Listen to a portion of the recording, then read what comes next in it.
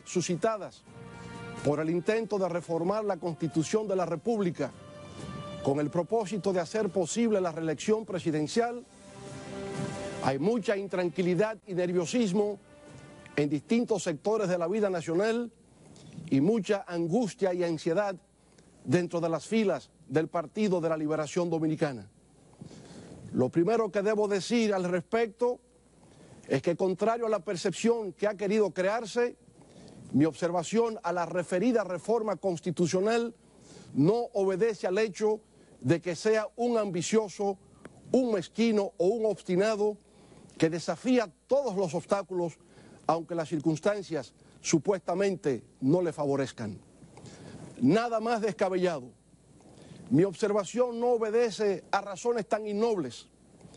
Resulta más bien de una convicción, de valores y de principios que he sustentado con mi propia conducta o proceder a lo largo del tiempo, cuando requerido por la dinámica de los acontecimientos he tenido que adoptar decisiones sobre el particular. Por ejemplo, muchos recordarán que durante mi primera gestión de gobierno, allá por el 1998, el entonces presidente del Senado, amable Aristi Castro, del Partido Reformista Social Cristiano, me hizo pública la propuesta de reformar la Constitución de la República a los fines de hacer posible la reelección presidencial. El senador Aristi Castro incluso me visitó a mi casa para persuadirme de la necesidad de realizar la susodicha reforma. Al senador Aristi Castro le agradecí su gesto de confianza hacia mi persona, pero inmediatamente le expresé mi desacuerdo con su proyecto de reforma constitucional. Pero el senador reformista no se daba por vencido. Poco tiempo después volvió, pero esta vez acompañado del doctor Donald Reed Cabral, quien también se sumó a la causa de la necesidad de la reforma del texto sustantivo de la nación. A ambos les reiteré mi negativa, pero había tal vehemencia y ardor en sus planteamientos que me pidieron visitar al doctor Joaquín Balaguer para escuchar directamente de sus labios el mensaje que me había estado transmitiendo. Visité a la legendaria figura de la política dominicana y hombre poseedor de una cultura enciclopédica en su residencia de la avenida Máximo Gómez, número 25. Allí conversamos sobre diversos tópicos, pero muy especialmente sobre el tema que nos concernía, el de la reforma constitucional para viabilizar la reelección presidencial. Escuché con gran atención e interés al viejo zorro de la política discernir sobre la inevitabilidad de modificar nuestra carta sustantiva en razón de las graves amenazas de inestabilidad y retroceso que se cernían sobre el país ante la posibilidad de que la oposición saliese triunfante en las urnas.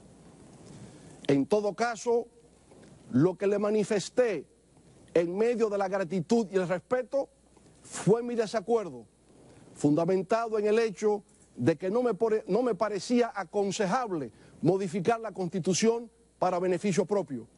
Y en razón de que la última vez que en la historia de la República se había intentado hacerlo, en la época de Horacio Vázquez, le abrimos las puertas a la larga tiranía de Rafael Leónidas Trujillo. Mis argumentos no parecieron convincentes. No estuvo satisfecho con mi decisión, pero finalmente la aceptó. Acordamos mantener la comunicación ante cualquier otra eventualidad. Nos dimos un fuerte abrazo y finalmente nos despedimos. Como siempre, tomé la decisión que entendía correcta, guiado por mis principios. Años más tarde, con el apoyo de más de 2 millones de votantes, por primera vez en la historia electoral de la República Dominicana, sin tener que haber modificado la Constitución, retornamos al poder en el 2004. Con este triunfo del pueblo dominicano, desde el gobierno logramos recuperar la confianza que estaba completamente perdida. Se redujo la tasa de cambio, que de 57 pesos por cada dólar se colocó de manera inimaginable a tan solo 28 pesos por cada dólar. La inflación bajó, la economía se estabilizó y volvió a crecer por encima del 7% del Producto Interno Bruto. Se generaron nuevos empleos, se aplicaron de manera activa y eficiente políticas sociales que hoy son ejemplo para toda la región y se disminuyó en forma significativa el nivel de pobreza. Como consecuencia de esos logros, obtuvimos nuevamente el respaldo mayoritario del electorado en los comicios de medio término del año 2006.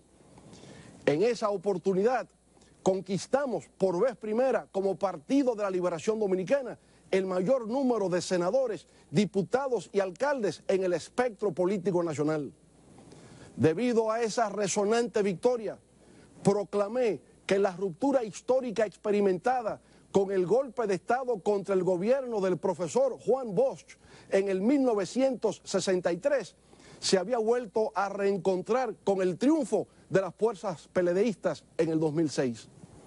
Entonces afirmé que el boschismo había vuelto a ser mayoría en la República Dominicana y que esa era la ocasión precisa para continuar la revolución democrática institucional que el líder y fundador de nuestro Partido de la Liberación Dominicana, profesor Juan Bosch, el más agudo pensador y analista político nacional, había iniciado desde sus luchas en el exilio y tras la muerte del dictador Rafael Leónidas Trujillo.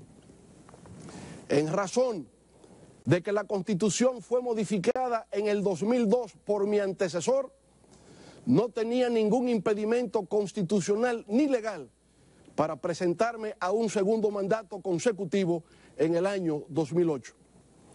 Así lo hice, obteniendo nuestro Partido de la Liberación Dominicana un nuevo triunfo, a pesar del impacto de la crisis económica global que condujo a un incremento inusitado de hasta $147 el barril de petróleo y a alzas desmesuradas del precio de los alimentos, fruto de la especulación financiera de contratos a futuro de productos básicos.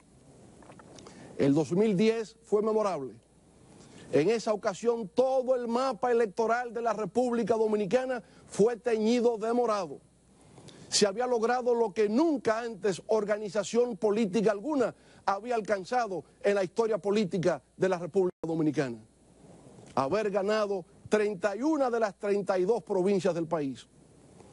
Todo eso, naturalmente, era posible por la estabilidad, el crecimiento, el desarrollo, el progreso, la modernización, la institucionalización y el bienestar que venía experimentando nuestro país bajo la conducción del Partido de la Liberación Dominicana. Los representantes de organismos multilaterales, las delegaciones diplomáticas acreditadas en el país, las agencias calificadoras de riesgo, los diversos núcleos empresariales, los dirigentes sindicales, los visitantes extranjeros y los compatriotas que retornaban al lar patrio, todos solo expresaban palabras de encomio y de asombro frente a los cambios que se erigían ante sus ojos como testigos de excepción. Y así, de esa manera, las agujas del reloj se movían de manera indetenible hacia la celebración de nuevos comicios presidenciales en el 2012. Pero desde un año antes, en el 2011, la efervescencia de la campaña empezó a sentirse. Se realizaban distintos actos en favor de una nueva reelección. Las diversas encuestas que se hacían nos colocaban como favoritos para ganar en primera vuelta. Como parte de esos eventos, 27 senadores me giraron una visita al Palacio Nacional solo con el propósito de expresarme su solidaridad y apoyo ante cualquier decisión que adoptase con respecto al tema de la reelección. Igual ocurría con la mayoría de los diputados y alcaldes de nuestra organización política, quienes querían arrimar sus hombros y hacer causa común conmigo ante la eventualidad de una nueva candidatura presidencial. Finalmente, aconteció lo insólito. Se celebró un solemne, apasionante y masivo acto en el Centro Olímpico Juan Pablo Duarte para hacer entrega de 2.400.000 firmas de ciudadanos en el que se nos solicitaba aceptar una nueva candidatura a la presidencia de la República por el Partido de la Liberación Dominicana.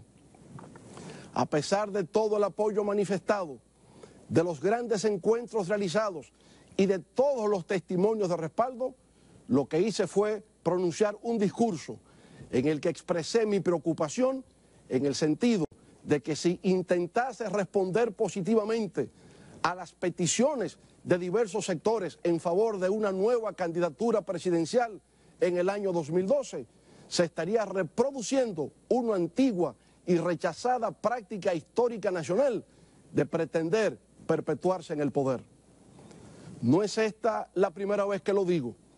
Eso lo expresé en el 2011, cuando tenía un respaldo abrumador dentro y fuera de nuestro partido, y cuando todas las encuestas señalaban que ganaría en primera vuelta con porcentajes parecidos a los de elecciones anteriores.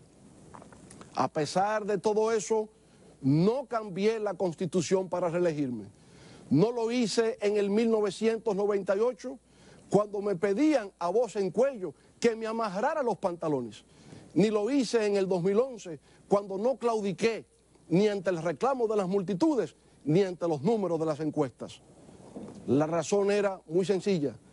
No lo hice por mi profundo respeto por la Constitución de la República y por mi inocultable temor de que la democracia, por la que tanta sangre se ha derramado, fuera a sucumbir una vez más.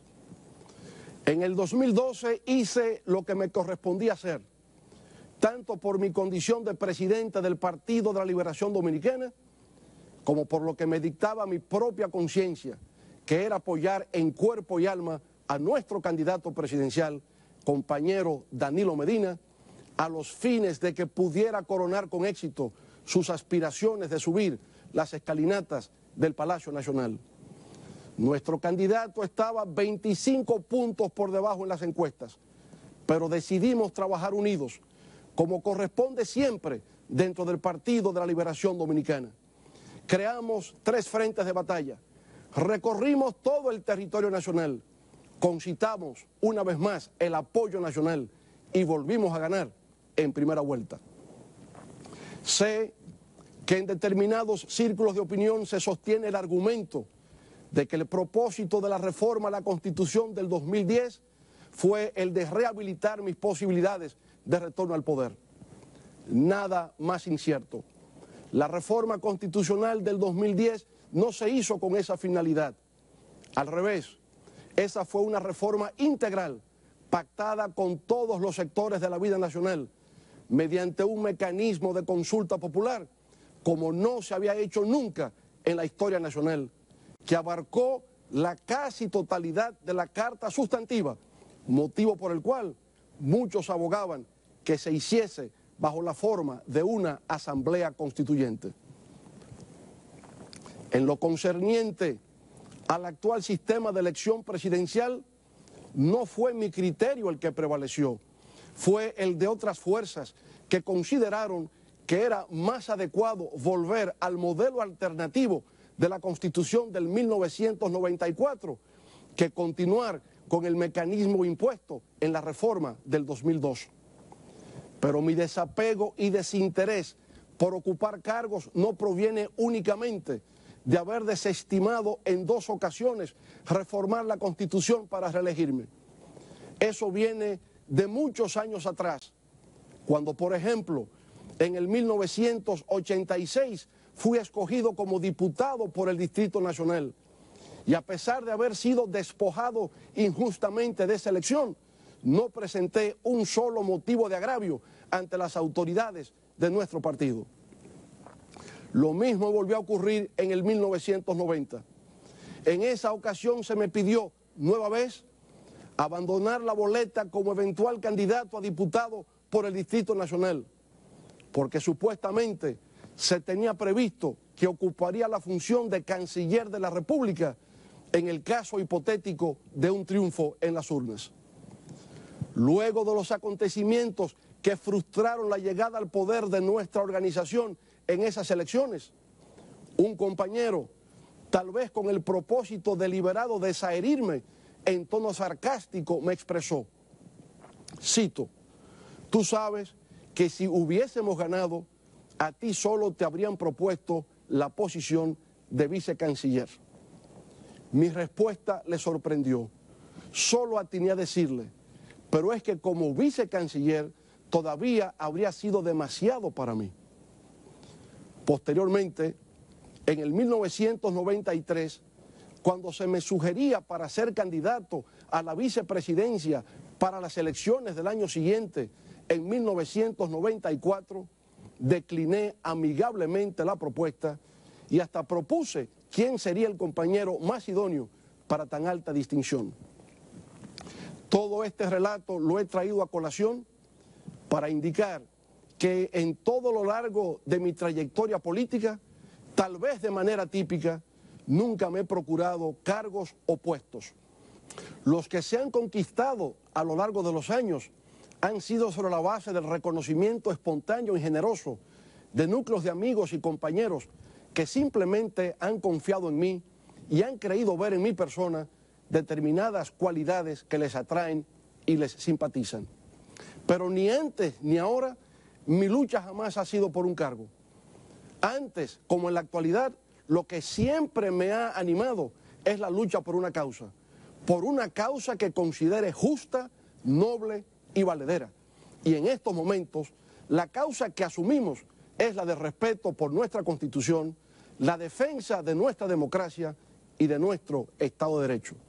Lo hago porque como principal promotor o auspiciador de la actual Carta Magna, sin que nadie me haya dado mandato para ello, me siento, sin embargo, en la obligación moral de ser su guardián, su vigilante y su centinela, al igual que todo el pueblo dominicano.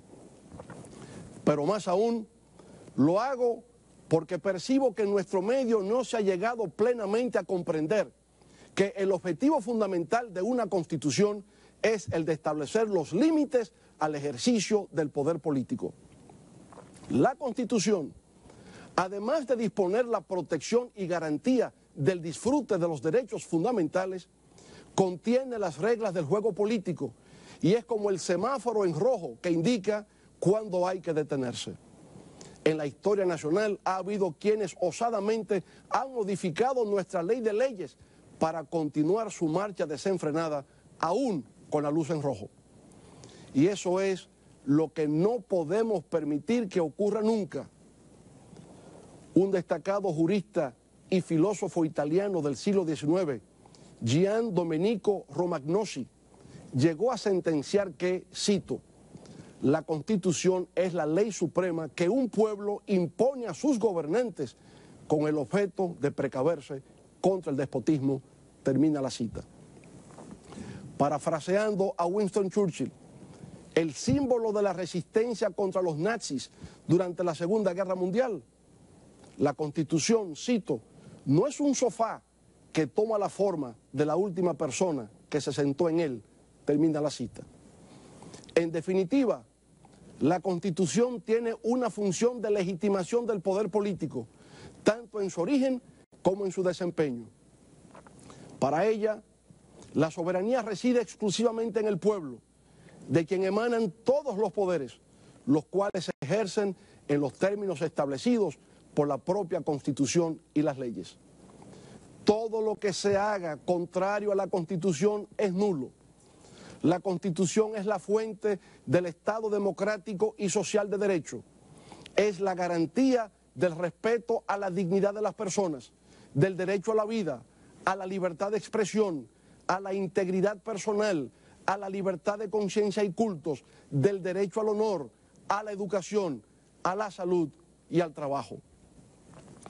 Hace exactamente 50 años, el pueblo dominicano se levantó en armas en la gloriosa gesta heroica del 24 de abril de 1965, exigiendo el restablecimiento de la Constitución de la República, que había sido vilmente conculcada, infringida y quebrantada por los autores de la sonada militar de septiembre de 1963, que puso fin de manera abrupta al primer ensayo democrático post-dictadura de Trujillo, encabezado por ese gran maestro de la política y la literatura, el profesor Juan Bosch.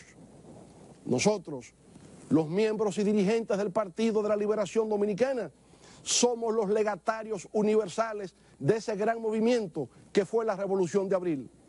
Pues sin ese acontecimiento, el líder y fundador de nuestro partido no habría evolucionado en su pensamiento, dejándonos de esa manera huérfanos de una orientación que nos sirviera para convertirnos en los arquitectos de nuestro propio destino. Sin Constitución no hay patria. Sin Constitución no hay nación, no hay familia. Sin Constitución todos nuestros derechos son desconocidos. Sin Constitución podemos ser esclavizados, tratados sin dignidad, sin respeto, sin honor. Sin Constitución, sencillamente, no existimos. Por eso debemos conocer, respetar y honrar nuestra Constitución. Solo ella nos protege contra la arbitrariedad, el despotismo, la tiranía y la opresión. Dominicanas y dominicanos, el pasado 30 de abril fue depositado por ante el Senado de la República un proyecto de ley que declara la necesidad de reformar la Constitución de la República en su artículo 124. Ese proyecto de ley fue presentado por 13 honorables miembros de esa Cámara Legislativa, conforme al artículo 269 de la Constitución, según el cual nuestra Carta Sustantiva, comillas, podrá ser reformada si la proposición de reforma se presenta en el Congreso Nacional con el apoyo de la tercera parte de los miembros de una u otra Cámara o si es sometida por el Poder Ejecutivo, cierre de comillas. El objetivo del proyecto de ley, como acaba de indicarse, es el de reformar el artículo 124 de la Constitución que dice así, citamos, el Poder Ejecutivo se ejerce por él o la Presidenta de la República, quien será elegido cada 4 años por voto directo y no podrá ser electo para el período constitucional siguiente. Termina la cita. El proyecto de ley para reformar la Constitución lo que indica es lo que sigue. Cito, artículo 1. Se declara la necesidad de modificar el artículo 124 de la Constitución de la República del 26 de enero del año 2010, así como el establecimiento de un artículo transitorio en el texto de la misma, conforme se indica en el siguiente artículo. Artículo 2. La presente reforma tiene por objeto a. Permitir que el presidente de la República disponga del derecho de poder optar por un segundo y único periodo constitucional consecutivo, no pudiendo postularse jamás al mismo cargo. B. Establecer un artículo transitorio en que se consigne de que en el caso eventual de que el presidente de la República actual, correspondiente al periodo 2012-2016, sea candidato presidencial para el periodo 2016-2020, no podrá presentarse para el siguiente y para ningún otro, termina la cita. Como ha podido constatarse, el objetivo de la reforma constitucional es el de hacer posible la reelección presidencial para un segundo periodo consecutivo y que luego no pueda postularse jamás. Como he expuesto de manera consistente, estando en el poder o fuera de él, siempre he estado de acuerdo con la reelección presidencial como figura jurídica, porque en realidad 4 años resultan pocos para un gobierno que está realizando una buena labor. Por eso, en el caso de que así lo contemple la Constitución, al momento de iniciarse el mandato presidencial, como fue mi caso en el 2008, lo ideal es que el pueblo decida en las urnas y que el representante del Poder Ejecutivo pueda tener la oportunidad de reelegirse para un segundo periodo consecutivo. Ese es el modelo norteamericano, que empezó como costumbre cuando luego de haber agotado 2 periodos consecutivos de 4 años, George Washington, el primer presidente no solo de los Estados Unidos, sino del mundo, pasó a retiro. Esa práctica continuó con John Adams, Thomas Jefferson, James Madison, James Monroe y todos los ejecutivos norteamericanos, hasta Franklin Delano Roosevelt, que por el hecho de la Gran Depresión en la década de los 30 y la Segunda Guerra Mundial, fue electo 4 veces para ocupar la Casa Blanca. Fue después de Roosevelt, en la enmienda número 22 de la Constitución de los Estados Unidos, ratificada el 27 de febrero de 1951, que vino a instituirse por vía constitucional de solo 2 periodos presidenciales y nada más. Pero ni siquiera en nuestra propia región de América Latina y el Caribe, ese sistema norteamericano tiene carácter de validez universal. En México, por ejemplo, es un solo periodo de 6 años, llamado sexenio. En Colombia, después del presidente Álvaro Uribe, 2 periodos de 4 años. Igual en Argentina. En Brasil son 2 periodos consecutivos, brincar el tercero y poder volver. En Chile y Uruguay es igual que aquí, en la República Dominicana. Un periodo sí y otro no. En Venezuela es indefinido. En resumen, lo que quiero hacer significar es que no existe un modelo o patrón único de agotamiento de periodos presidenciales aceptado de igual manera por todos. Por tanto, no es válida la idea de que la reelección presidencial por su propia naturaleza es mala. No es así. Si hubiese tenido esa creencia, no habría sido candidato a la reelección en el 2008 para un segundo periodo consecutivo. El debate actual, más bien, gira en torno a si es apropiado, si es correcto modificar la Constitución con el único propósito de hacer posible la reelección presidencial. Por mi trayectoria personal, ya se sabe que no soy partidario de ese tipo de acción. Me inclinaría por el criterio de realizar esa modificación cuando recaiga en un momento que no beneficie al incumbente, esto es, al presidente de turno, para de esa manera no resquebrajar la institucionalidad. Más aún, considero que en caso de trascendencia tal como el de una modificación a la Carta Magna, que involucra el interés de la nación, la fórmula más adecuada y eficaz para salir hacia adelante es mediante el diálogo, la construcción de consensos y de unificación de criterios, tanto dentro del propio partido como en toda la sociedad dominicana.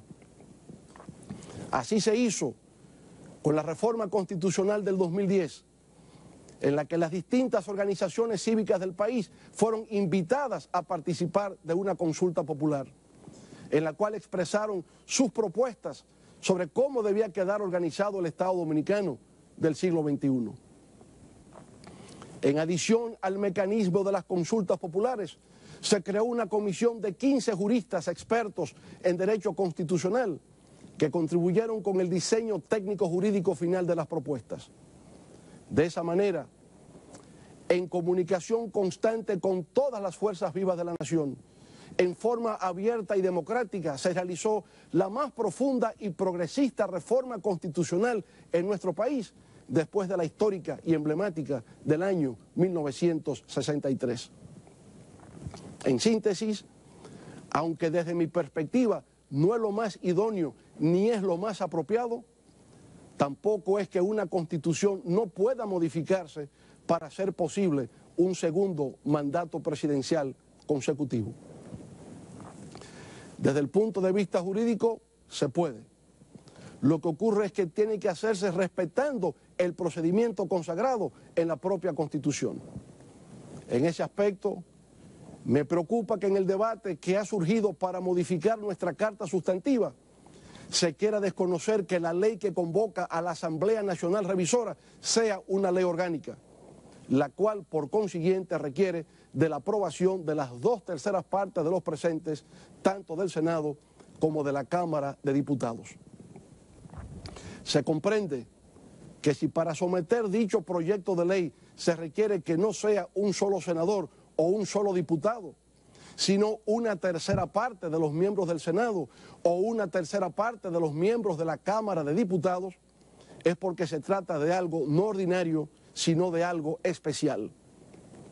Luego, si conforme al artículo 271 de nuestra actual Constitución, para aprobar la reforma propuesta, la Asamblea Nacional Revisora, que es la reunión de ambas cámaras, Senado y Cámara de Diputados, requiere las 2/3 partes de los votos, ¿por qué razón entonces se le quiere negar la condición de orgánica a la ley que declara la necesidad de reformar la Constitución? Eso, que parece un debate más para abogados que para el resto de la ciudadanía, tiene sin embargo una trascendencia enorme para el futuro de nuestra democracia. Porque lo que estamos discutiendo es si nuestra Constitución debe ser rígida o flexible. Si es rígida, es difícil de modificar, que es lo que se desea para cualquier constitución en el mundo. Si es flexible, entonces se hace susceptible de ser modificada por cualquier capricho, quebrantándose de esa manera el Estado de Derecho. Pero además, me preocupa que se tejan ardides y se elaboren argucias para eludir el hecho de que una reforma como la que se está planteando requiere de algún mecanismo de legitimación popular, como sería el caso, por ejemplo, de un referendo aprobatorio. Para aspirar a reformar la actual Constitución de la República y hacer posible la reelección presidencial, se parte de la premisa del enorme respaldo que recibe el presidente de la República en las distintas mediciones o encuestas que se realizan. Sobre esa base se ha levantado la consigna que se lee en letreros en distintas partes del país de que el pueblo es el que manda. Yo personalmente comparto esa opinión. Ciertamente, el pueblo es el que manda. Y si es así, entonces dejemos que sea el pueblo el que efectivamente se exprese mediante la realización de un referendo aprobatorio para que diga directamente si quiere o no quiere la reforma constitucional conforme al artículo 272 de nuestra Constitución. Ese sería un ejemplo hermosísimo de democracia directa, como nunca antes se ha visto en la historia nacional. De esa manera, nuestro Partido de la Liberación Dominicana estaría a la altura de las grandes expectativas nacionales, se cubriría nuevamente de gloria y dejaría escrito un nuevo capítulo ejemplarizador en las luchas de nuestro pueblo por la democracia y la libertad. Yo mismo me sumaría con entusiasmo a esa gran jornada cívica. Recorrería el país nuevamente junto a todo el que se sienta identificado conmigo en favor de que el pueblo manifieste su voluntad en favor del cambio a la Constitución. Sé que lo que late en el corazón de todos los miembros de la alta dirección de nuestro partido es que en estos momentos, por lo que refieren las encuestas, el compañero presidente Danilo Medina es quien se encuentra en mayores posibilidades de garantizar un nuevo triunfo morado en las urnas. Si la Constitución permitiera la reelección presidencial, como ocurría en el año 2008, todo sería muy fácil. Esta discusión no se habría suscitado. Todos estaríamos apoyando a nuestra mejor opción. Pero resulta que la Constitución no lo permite. Aún así, no es mi propósito erigir obstáculos en las aspiraciones legítimas de triunfo que todos albergamos. Y aunque por convicción y trayectoria, como he sostenido, no soy partidario de modificar la Constitución con el único propósito de hacer posible la reelección presidencial, me inclinaría reverentemente y con humildad ante lo que sería la voluntad del pueblo expresada en un referendo. Ya lo decía Abraham Lincoln, ese gigante de la lucha por la libertad, que salvó a su nación de la inminencia de una gran división en medio de la guerra de secesión para liberar a los esclavos al afirmar, cito, la democracia es el régimen del pueblo, para el pueblo y por el pueblo, termina la cita. Nunca temamos al pueblo, dejemos que el pueblo hable, así lo manda nuestra Constitución. En nuestro humilde criterio, el proyecto de reforma que se ha depositado en el Senado de la República no ofrece por sí solo suficientes garantías ni seguridad jurídica en el sentido de que la reforma que se quiere hacer en la actualidad no volverá a repetirse en el futuro. No es que se ponga en duda la palabra o las sanas intenciones de los senadores que han formulado la propuesta de reforma constitucional. Es que sencillamente el artículo transitorio que se aspira a consignar dejaría tan vulnerable la posibilidad de reformar nuestra Constitución en el futuro, como en la actualidad interpretan algunos miembros de nuestra comunidad jurídica, que puede hacerse, esto es, sin aprobación de ley orgánica ni realización de referendo aprobatorio. Eso, naturalmente, sería sumamente peligroso para el porvenir de nuestro pueblo. Sería nefasto, sería catastrófico, ya que dejaría las posibilidades abiertas para que en la posteridad surja algún aventurero que modifique de nuevo la Constitución, pero esta vez para establecer la reelección indefinida e intentar perpetuarse en el poder. Así tendríamos el Trujillo del siglo XXI, que vendría a cercenar nuestras libertades, a mutilar nuestra dignidad y a truncar nuestro porvenir como pueblo. Eso, señoras y señores, no lo podemos permitir. La historia condenaría a nuestra generación como irresponsable, irreflexiva e insensata, pues advirtiendo el peligro y la amenaza que significaba para el futuro de nuestra democracia, de nuestra sociedad y de nuestras familias, no tuvimos el valor de alzar nuestra voz y actuar en consecuencia. Obviamente, lo hacemos con respeto, y lo que afirmo es que el proyecto de ley actualmente en el Senado, que procura modificar la Constitución de la República, es insuficiente y por lo tanto inaceptable por el riesgo y la inseguridad que implica para la supervivencia de nuestras instituciones democráticas. Aunque para muchos resulta más que claro en la actualidad, para no dar lugar a dudas en los años por venir, para que no haya ningún equívoco o falsa interpretación, debería contemplarse modificar el artículo 270 del texto constitucional para que en lo sucesivo, en forma directa, al pie de la letra, señale que la ley de convocatoria a la Asamblea Nacional Revisora debe ser aprobada ni siquiera como una ley orgánica, sino como una ley especial, con las 3/4 partes de la matrícula de ambas cámaras. De igual manera, debería someterse a modificación el artículo 271 para establecer que en lo sucesivo, si la reforma constitucional versa sobre el mandato de elección constitucional del presidente de la República, la decisión deberá adoptarse también por la mayoría de las 3/4 partes de los miembros de la Asamblea Revisora. Debería también someterse al Congreso Nacional para que rija en lo adelante la ley que dispone la consulta popular, para que pueda modificarse la Constitución conforme al artículo 210 de la misma. Finalmente, en lo atinente a la celebración del referendo aprobatorio previsto en el artículo 272, la propuesta es que el número de electores se eleve del 30 al 60% de los inscritos en el registro electoral, para de esa manera hacerlo más participativo y más democrático. La idea es, vuelvo a repetirlo, que la Constitución sea rígida, que no pueda ser cambiada o modificada tan fácilmente, que no dé lugar a interpretaciones aviesas o acomodaticias, que la Constitución sea de manera permanente el pacto suscrito por los diversos sectores que componen la sociedad dominicana para que prevalezca siempre la paz, el progreso y la convivencia civilizada. Como puede apreciarse, lo que sugiero es simple. No persigo cargo o puesto alguno, solo invoco que se respete la Constitución, para que un mal ejemplo de hoy no se convierta en la excusa o la justificación del mañana, y que todo lo construido hasta hoy, con el esfuerzo laborioso de todos los dominicanos y dominicanas, se destruya por las ambiciones irrefrenables de poder que cada cierto tiempo surgen en el horizonte nacional.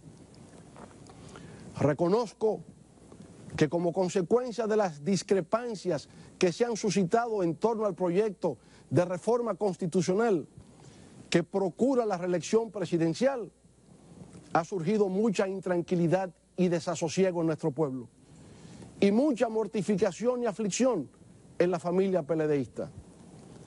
A pesar de nuestras diferencias, hago todo el esfuerzo para que nuestro partido se mantenga fuerte, cohesionado y unido.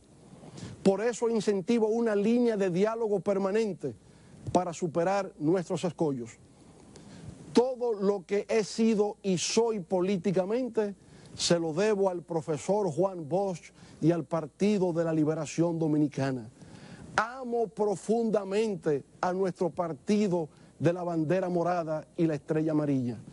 Ahí me he formado, ahí he luchado junto a mis compañeros y compañeras durante los últimos 42 años en favor de la democracia, la libertad y la prosperidad de nuestro pueblo. No escapa a mi conocimiento, por demás, que en estos momentos el Partido de la Liberación Dominicana es la única fuerza verdaderamente organizada que le queda a la democracia dominicana, y que un descalabro nuestro sería una tragedia para la estabilidad democrática de nuestra nación.